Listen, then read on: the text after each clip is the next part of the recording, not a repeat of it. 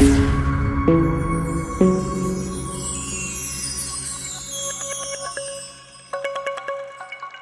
for me too, about like in relationships, right? It's the practice of things. I found it to be that first thing you have to work on yourself before getting involved with anyone else. And I feel like for you to have the level of commitment to someone and loyalty to someone, you have to have worked on yourself, for X amount of time, to build yourself because it's all about practice, right?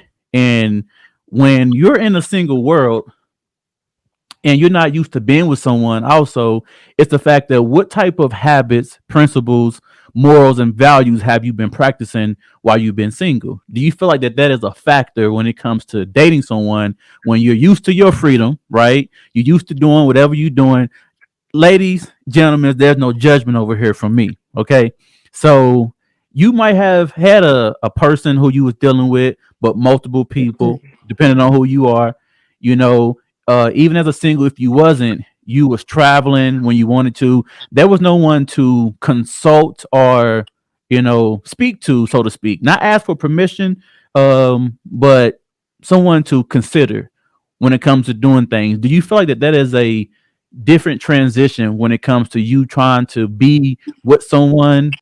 That's a completely different transition, Okay. because you've been doing things for you for so long as a single person. Now, you mentioned something about, working on yourself before you can, be in a relationship with someone else and bring that into there.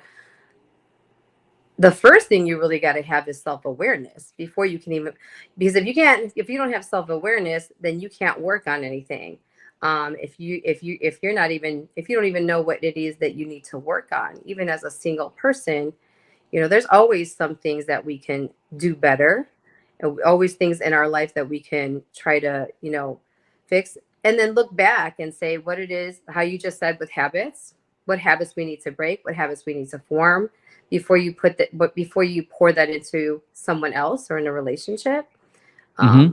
But yeah, transition, heck yeah, that's a big transition. Me personally, I mean, I can say that for myself. I, I was married for about 14 years, been together with someone for 18 years, or altogether 18 years, that long. And Wow. it was definitely a transition to go from, being married, fully committed, I'm, loyal to that person, and then to all of a sudden try to develop myself as a single person and starting pretty much all over again. And then now, having been single, now I have had relationships since then, two serious ones after that. But, um, even being single in that time, now that I formed some habits, some new habits, and, new way of thinking, which by the way, I'm still learning. It is, I think often to myself, if I were to be in a relationship again and commit myself again to someone, how would that transition be for me? Because I've been doing this on my own now for some time.